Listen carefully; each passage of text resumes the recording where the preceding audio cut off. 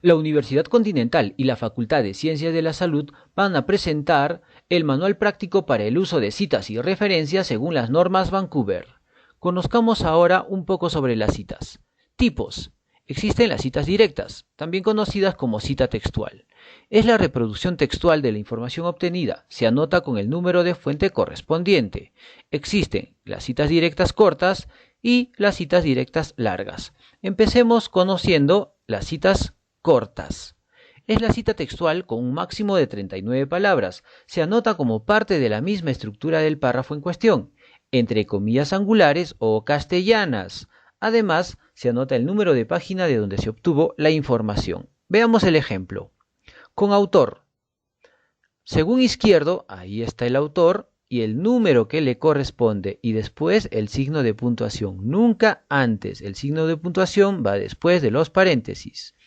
Abrimos las comillas angulares, anotamos la cita textual que tiene menos de 40 palabras, es decir, 39 o menos todavía. Cerramos las comillas y luego anotamos el número de página de donde se obtuvo la información. Como pueden ver allí, la coma está después de los paréntesis.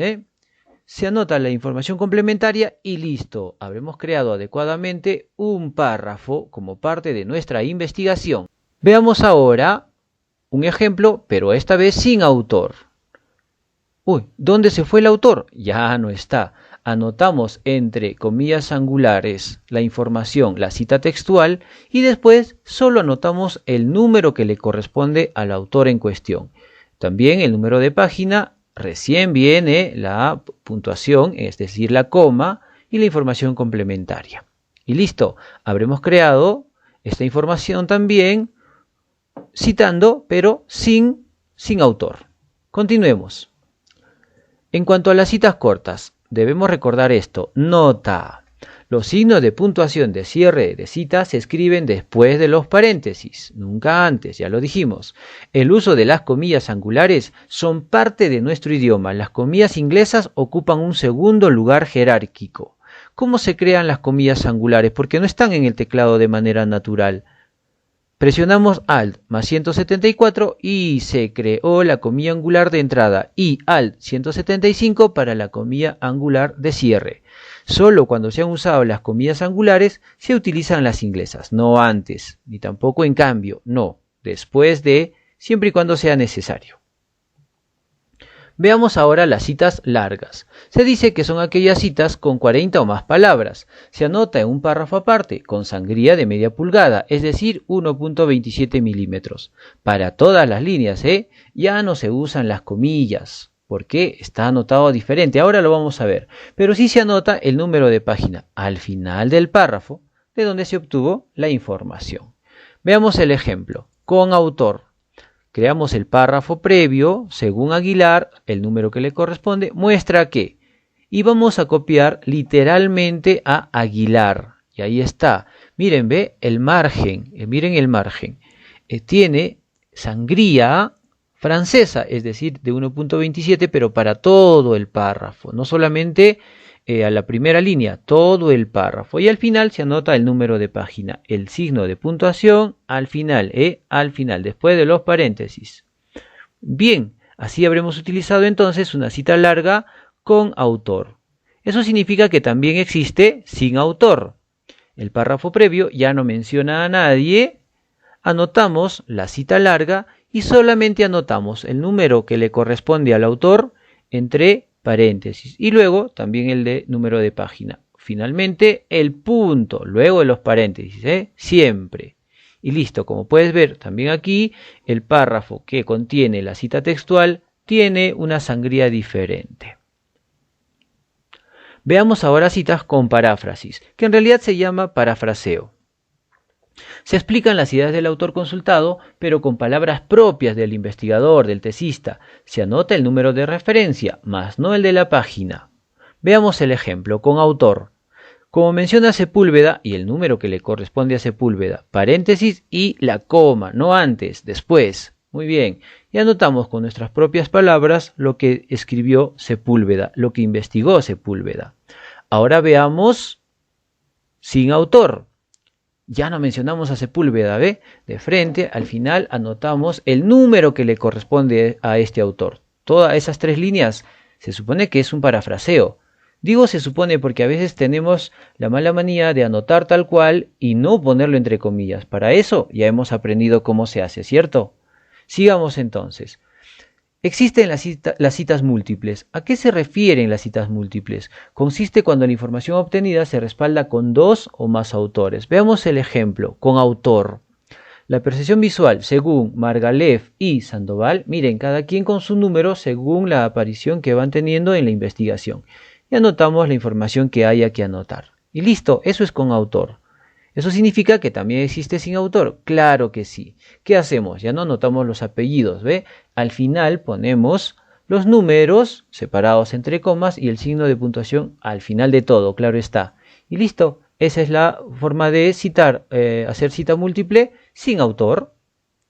Entre número y número hay una coma, pero también después de la coma un espacio, ¿eh? Recordemos eso. Ahora, todo esto que hemos visto que es parte del texto, de la textualización de mi investigación, se debe anotar en la lista de referencias. ¿Qué pasa cuando es de un libro? Vamos a ver para este ejemplo de un libro impreso. La estructura es la siguiente. Tengo el apellido, la letra inicial del nombre del autor, punto. Recordemos esto, ¿eh? Mira, entre el apellido y la letra inicial del nombre del autor no hay ningún signo de puntuación. Después de la inicial del nombre, recién un punto. Viene el título, punto, lugar de publicación, 2 puntos, editorial, punto y coma, año de publicación, punto. Ya está. En la lista de referencias quedaría así. Margalef, JB, seguramente se llama José Benito. No viene al caso aquí indagar al respecto, porque se anota solamente la letra inicial de su nombre o de sus nombres, según sea el caso. Punto, el título, punto, el lugar de publicación, punto, Antropos Editorial, que sería la editorial, punto y coma, y finalmente el año de publicación, punto. Esta lista de referencia debe estar también verificada como parte de la textualización, ¿no? En el texto. En el texto, digamos que aparece así. Sería una cita por paráfrasis, pero sin autor. ¿Ve? Ahí hemos utilizado entonces. Ya está. Hemos cumplido con referenciar adecuadamente. Vamos a ver ahora, para citas con más de un autor, y en este caso se utiliza la locución latina et al. Punto. Et, que significa y al, que es la abreviatura de otros, ¿no? Por lo tanto, al ser una abreviatura, lleva el punto. Bien, veamos ahora el ejemplo. Como indicaron Torres et al. Ahí está. Ponemos el et al. Punto de la abreviatura, el número y después la coma para mencionar lo que tenga que mencionarse. ¿Vale? En la lista de referencias, si contiene hasta de 2 hasta 6 autores, se debe consignar a todos los autores. Veamos el ejemplo. Ahí tengo, ¿ve? Torres 1, Alaiza 2, Cortés 3, Hurtado 4, Mori 5 y Tarnaviechi 6. Ya está. He mencionado a todos, no puedo obviar a ninguno. Y el resto de la información que ya hemos dicho, ¿no? ¿Qué pasa cuando tengo más de 6 autores? ¿Vale? Cuando tengo más de 6 autores, veamos, digamos que acá Torres también, para el ejemplo, tiene como 20 autores. En la lista de referencias, cuando son más de 6 autores, se deben mencionar a los 6 primeros. Luego se ponen puntos suspensivos. Los puntos suspensivos no son 2, no son 4, no son 5, son solo 3 puntos. Y finalmente se anota al último autor de la lista. El ejemplo: Torres 1, Miranda 2, Robles 3, Viti 4, Flores 5, Won 6, puntos suspensivos, la coma que le corresponde y el último autor, digamos es el autor número 21. Ya, ahí va, ¿ve? Esa es la forma en la que se anota, ¿ya? De esta forma estaremos respetando los derechos de autor y estaremos cumpliendo éticamente con una buena investigación. Hasta aquí hemos llegado en este video tutorial.